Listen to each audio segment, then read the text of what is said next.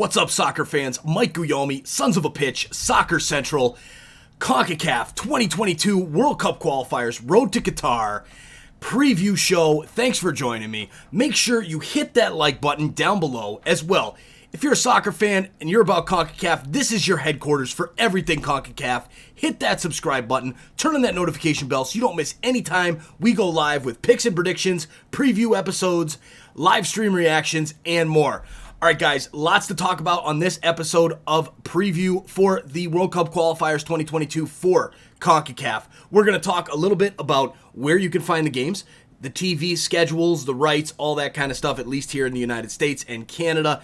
Plus, we're going to talk about the format itself, how it's changed, when it changed, and so on and so forth. We're going to talk about every single team, the initial roster that they brought out for this qualifying round here, this FIFA window here in September 2nd through 8th.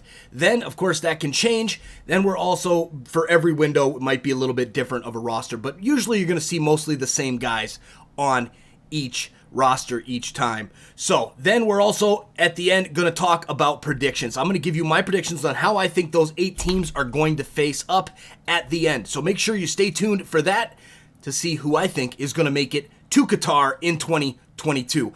All right, so first things first, let's talk a little bit about where you can find the games. So you're going to be able to find the games in the United States. They're going to be on Paramount Plus, the streaming service from CBS Sports, and you're going to see a few of the USMNT games on Fox Sports 1 and Fox. They have rights for the US home games. Also, if you're looking for Spanish commentary, it'll be on TUDN or Tuden, and Fubo TV is pretty much the place to be for that if you're in the United States. Get that as your streaming service. They don't pay me. I'm just telling you where to find that best content and where you're going to find the games for the most part. Now, talking about the format of this tournament. So at first, for a while, it's been the hexagon. You've had 6 teams battling it out as the final round of CONCACAF World Cup qualifying. Well, that all changed this year. It actually changed back in 2018, 2019. They switched it up based off FIFA rankings. Then the COVID-19 pandemic happened. At that point, that's when everything got switched up, and they changed it to a different format. So basically, they took the top few teams in the region and put them through to the hexagon, and then there was 3 spots available. So it was the top 5 got in automatically. Then everybody else ranked through 36 of the CONCACAF nations played in a 5-team group stage where El Salvador, Canada, Curacao, Panama, Haiti, and St. Kitts and Nevis got through. So actually 6 teams. Now, once those teams got through their groups and advanced to the second round, it was a 2-leg playoff scenario. St. Kitts and Nevis and El Salvador won that easily, 6-0 on aggregate. Then Canada beat Haiti over 2 legs, 4-0. And then Panama squeaked by Curacao, kind of controversially on some of those matches there. But bottom line is Panama got through to send El Salvador, Canada, and Panama into the Octagon with the top 5 teams, the United States, Mexico, Costa Rica, Jamaica, and Honduras. Those 5 teams were already in. Now, how it's going to work is the top 3 teams in the Octagonal are going to make it through to the World Cup. So they will automatically qualify for 2022 and will be playing in Qatar in the winter of 2022. Yes, the winter, it's not the summer. Because of the heat, they've switched it up to the winter. A December World Cup, it's going to be really, really weird, but it'll probably be kind of fun to have the World Cup in a different time like that. Now, the 8 teams, they're going to be facing off. There's going to be 7 home games and 7 away games. So there's windows every single month from now, September, until March of 2022. You're going to see 3 games coming up in September 2nd, 5th, and 8th, and then there'll be a window each month after that until 14 total games have been played, and at that point, the top 3 teams make it to 2022, and the number 4 goes into an inter-confederation playoff. So that 4 spot is still a good result out of the 8, but you're still going to have to do more over a 2-leg playoff against a qualifier from another confederation, as in Asia, Oceania, Europe, or South America. So That's the breakdown of the format. Let's get into some of these teams now. I'm going to be discussing all the teams going through in alphabetical order. We're going to start with Canada. Canadian soccer, this is kind of a revolution of Canadian soccer. They've got some young players that have really turned it up, and really the golden generation for Canada is this generation. John Herdman, the head coach, really has turned this team around. They didn't qualify.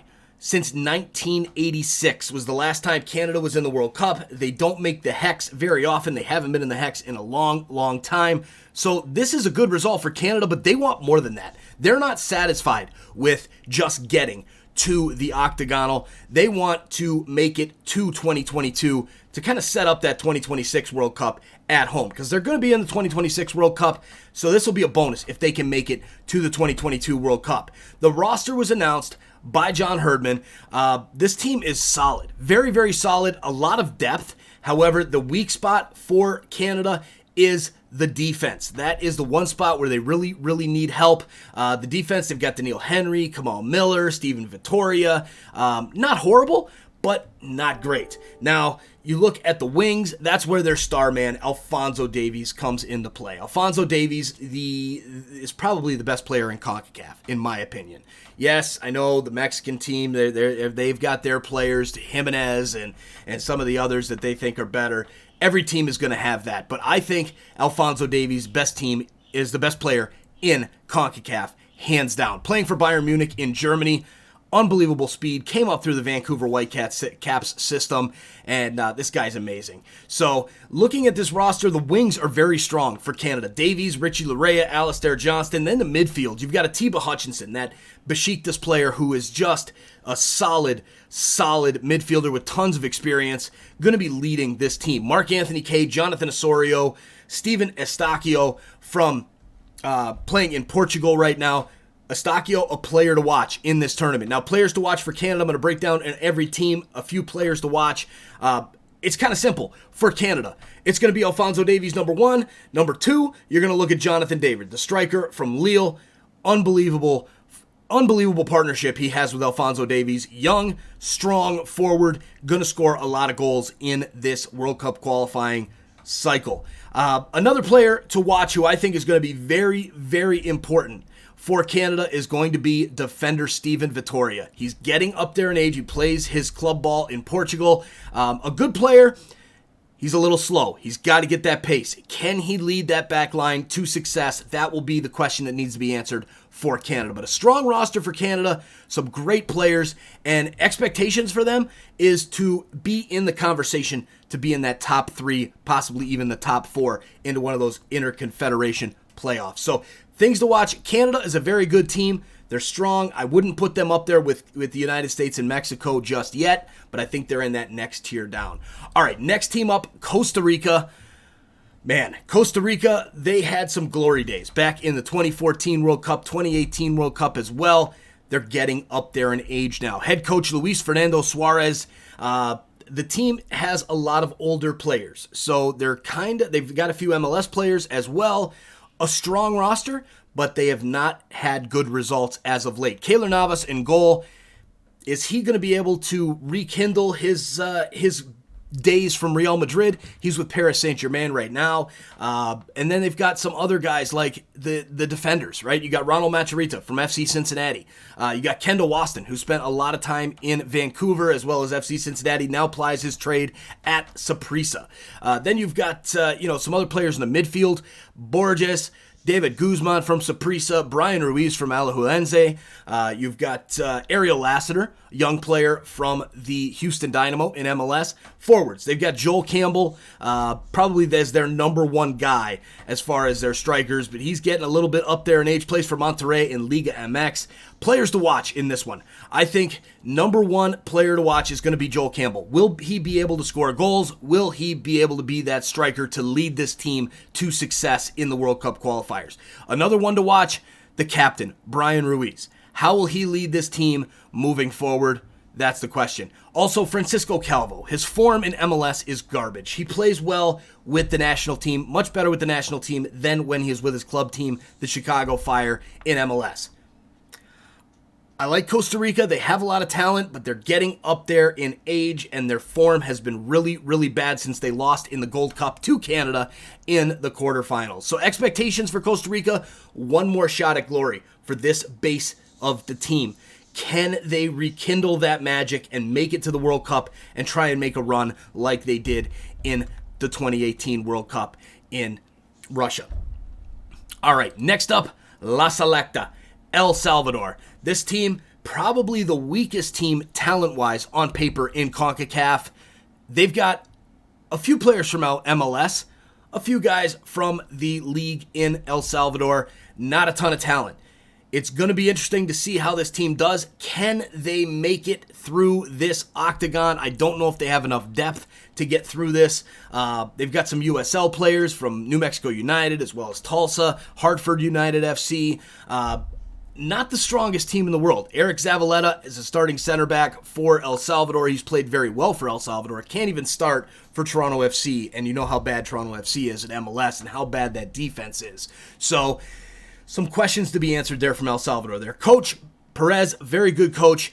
However, I don't think El Salvador has what it takes. My players to watch in this one is going to be Eric Zavaleta. Can he keep that form up for El Salvador as well? I want to see Darwin Seren, the midfielder from the Houston Dynamo. Can he lead this team? And of course, Alex Roldan from the Seattle Sounders, maybe the best player on this entire roster for El Salvador. They surprised some people in the Gold Cup. They looked good until they got knocked out. But they're overperforming for what their talent level is. I think this is one of the teams towards the bottom of the table. And you know what? We'll be discussing my predictions for how number 1 through 8 on where these teams will end up at the end of the show. So make sure you stay tuned for that. Also, guys, hit that like button down below. It helps us out immensely when you guys hit that like button. Puts this video up higher in the algorithm and lets more people learn about Sons of a Pitch Soccer Central, as well as learn about CONCACAF, and really your home for everything CONCACAF here on YouTube. All right, next up, Honduras. Honduras, this team very similar to Costa Rica. Kind of getting up there in age. They do have some young players coming up, but this team has seen its best days in the past. They don't quite have what it takes to be up there with some of the better teams in CONCACAF, at least in my opinion. They've got Luis Lopez, good goalkeeper, very strong goalkeeper. Then you've got some other players such as Maynard Figueroa from Houston, Andy Nahar from DC United, Danilo Acosta as well. Midfielders, Brian Acosta from FC Dallas, Boniek Garcia, the former Dynamo man, he might actually still be with the Houston Dynamo. Alexander Lopez, Edwin Rodriguez. For forwards, the man to watch, Romel Kyoto. Romel Kyoto from CF Montreal. This guy, can he continue to bang home goals like he's been doing for CF Montreal? Romel Kyoto, this team is a attacking team, and Romel Kyoto is that counter-attacking player. Very, very strong speed, and I think he could cause some damage for some of these teams in the World Cup qualifying octagon from CONCACAF.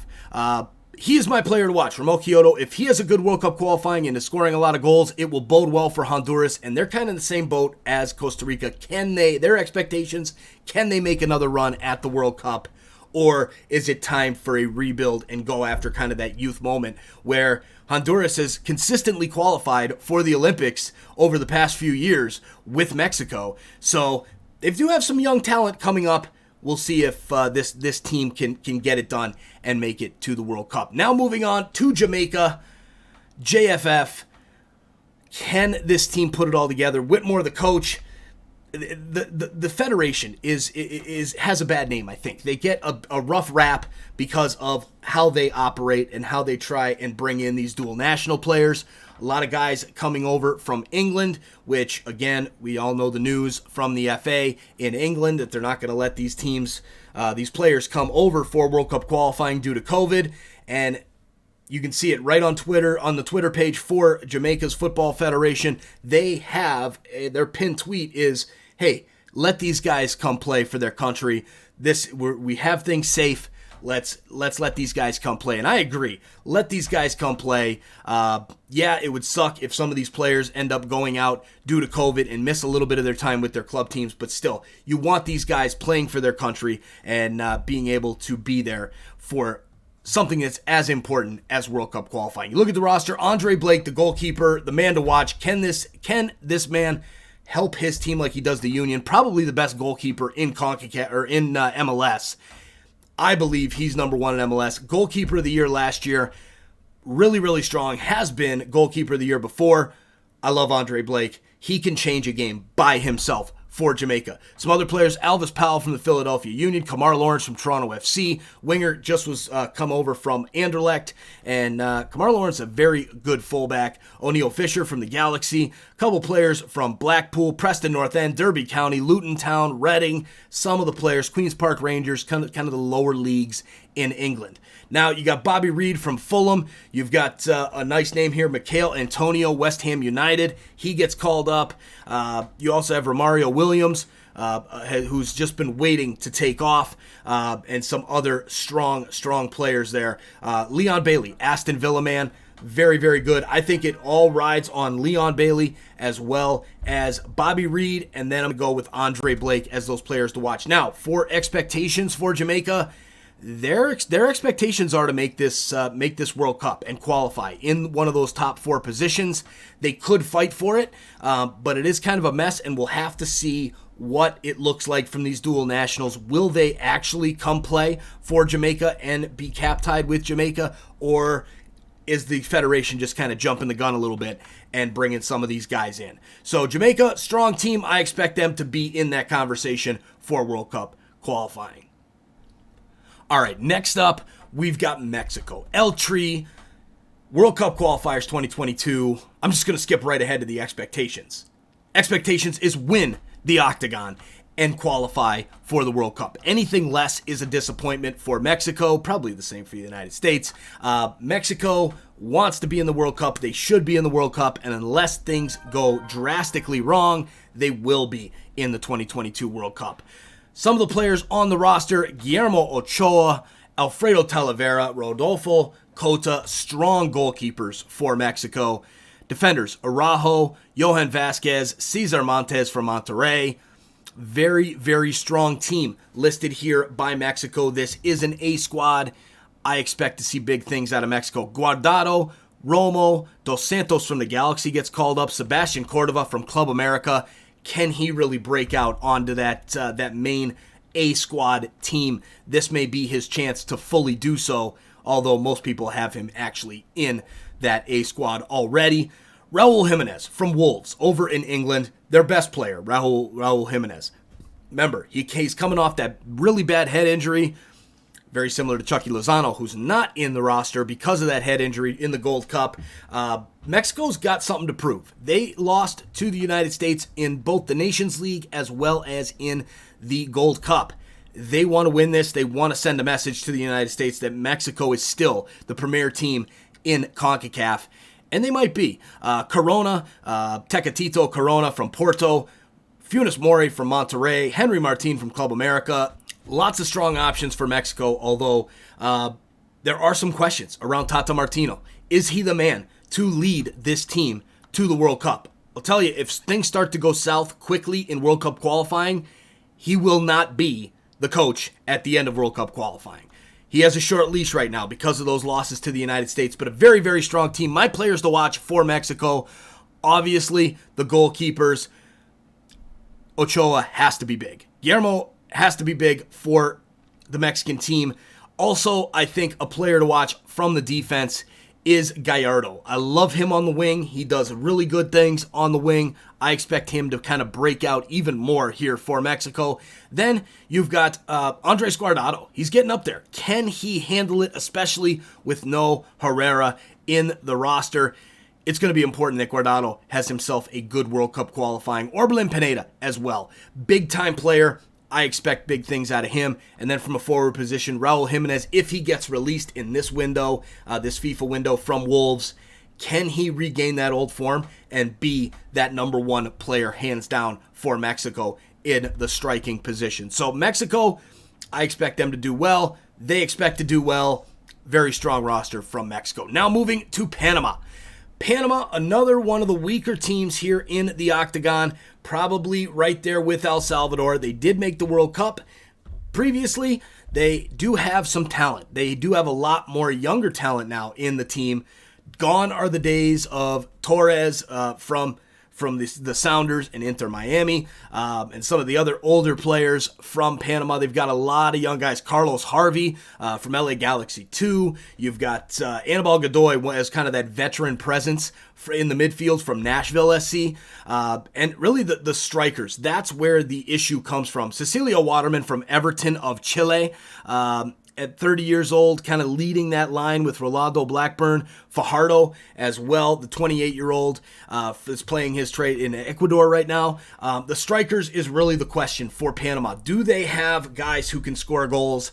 That we will see. As far as players to watch for Panama, I've got it on Carlos Harvey. Can he break out for this Panamanian team as well? Carrasquilla from Houston Dynamo. What will he look like in this tournament? And then you've got Michael Murillo from Anderlecht, formerly of the Red Bulls in MLS. Luis Meja, the goalkeeper, also one to watch for this tournament, and a play really that these guys need to have a big World Cup qualifying cycle in order for this team to have any chance. Expectations are probably not going to make the World Cup, but don't tell that to the Panamanian fans. They want to scoot in and get into the World Cup like they did previously and shock people, and I think it would be a big shock if they did get in. All right, last but not least, the team that we've all been waiting for, the United States men's national team. What a squad, what a summer. Every single one of these guys lifted a trophy last in this summer cycle with the Nations League and or the Gold Cup. Very strong team. The question is, do you ride the hot hand of Matt Turner or do you go back to Zach Steffen? I think we'll see both of them playing in these World Cup qualifying matches here in the September window. Some young players that got called up. George Bello, Miles Robinson, get up into the big team. James Sands as well. James Sands had a great summer, really broke out onto the scene. Midfielders, Tyler Adams, Weston McKennie, Christian Roldan, Kellen Acosta, Sebastian Lletget. That midfield is going to be very important. Will Tyler Adams be able to be that superstar in the midfield, playing in that six? That's going to be very important for this squad if they want to finish at the top of the octagonal. Forwards, they've got Brendan Aronson, who's going to be playing more of a midfield role. Conrad comes over as well. Jordan Pifak Sibiachu, Ricardo Pepi. The young man gets his call up to the USMNT. He is committed to the United States national team. Christian Pulisic, Gio Reyna, Josh Sargent, Tim Way. Tim Way did pick up a little knock in the game last week. However, I think he may be okay for this window. Now, a very strong team for the United States. Players to watch, obviously, is going to be one of the two goalkeepers, Steffen and Turner. Will they be able to handle, the pressure from a Mexico, from a Canada, and it'll be interesting to see how they do. Now, on the defensive side, who's going to be the leader here? Is it going to be Walker Zimmerman? Is it going to be Mark McKenzie? Is it going to be John Brooks? John Brooks brings that veteran status in from the Bundesliga. I think he'll be kind of that stalwart in the middle, and I hope he has a very good campaign here in the World Cup qualifiers. As well, the forwards, Christian Pulisic, Gio Reyna are the two to watch for the United States. If those guys do what they do on their club team stages with Chelsea and with Borussia Dortmund, then this team will have no problem scoring goals. Ricardo Pepi, can he keep his crazy trajectory going? And hey, I hope so, because we called this back 2 years ago as a breakout youngster for FC Dallas. He is officially broken out. He's a superstar now, and I expect big things out of him as well. So that's the roster. Expectations for the United States, same as Mexico. Win this thing. Be the number one team in CONCACAF. That's the expectation. Anything less is a disappointment. All right, next up, let's talk about predictions. It's that time of the show, guys. Hit that like button, hit that subscribe button as well. Check out our join options. We've got awesome join options here. Become a member of the best community in CONCACAF soccer on YouTube. We've got a $1.99 option, $4.99 option, and a $9.99 option if you're a sports bettor. Check out that $9.99 option. Lots of fun being a member here on Sons of a Pitch Soccer Podcast. Check out those perks. All right, guys, predictions. I'm going to go through from 1 through 8 how I think this is going to finish. Now, number 1, I think it's the United States. United States men's national team has, to me, turned the page. I called it the night before the Nations League final against Mexico that was going to be the turning point. The United States has a lot of young talent. I think Mexico, obviously, it's still very, very close right now. And in this window, this cycle, it's going to be dead even. But I think the United States gets it done. They're the best team in CONCACAF, at least in my opinion. Second, obviously, Mexico. There's still a 1-2 at the top of CONCACAF, and then there's the rest. Number 2 is Mexico. They qualify for 2022. In that last automatic qualifying spot, I've got Canada making it to Qatar 2022. Canada, this young generation, the amount of talent, Tejan Buchanan, Alphonso Davies, Richie Larea, Jonathan David, Estacio. This team is solid, has a lot of talent. I like them to beat out the likes of some of the other teams in CONCACAF to make that number 3 spot. Now, the number 4 spot for the Intercontinental Playoff, I think Honduras has it. They're going to get just enough to make it to that number 4 spot. Jamaica, I think they have the talent to finish in the top 3. However, you never know what you're going to get out of Jamaica. I think they fall just short in 2022 qualifying. So 1 through 5, USA, Mexico, Canada, Honduras, Jamaica. Number 6, I have Panama. I think they will beat out Costa Rica, and then El Salvador. Number 7, Costa Rica. This team just doesn't have it anymore. They've fallen down the ranks. They're older. They don't have it any longer. It's time to rebuild for the Ticos. They finish in number 7. And then number 8, last but not least, El Salvador. I think on paper they are the weakest, and they just don't have enough talent to make it through the gauntlet of 14 games in CONCACAF. So there you have it. Number 1, United States. Number 2, Mexico. Number 3, Canada. That number 4 spot going to the Intercontinental Playoff, Honduras. Guys, it's been fun. Thank you for joining me on this episode, this preview episode for the 2022 World Cup qualifying cycle in CONCACAF. It's going to be lots of fun. Make sure you hit that subscribe button, turn on that bell so you don't miss us going live. We'll be live for Honduras and Canada, Mexico and Jamaica on Thursday night, the 2nd. Then we'll be live for the United States versus Canada on the 5th. And then a couple more games on the 8th. We'll be doing a ton of CONCACAF content. So stay tuned for that. Enjoy the games. Good luck to your country. Good luck to your team. Thanks for watching. Say hi in the comments and let me know what your predictions are. Do you agree with my predictions, or do you think your team is going to finish number 1, number 2, number 3? Let me know your breakdown in the comments of how you think it'll go. Thanks for watching, guys. Have a great day, and we'll see you really soon.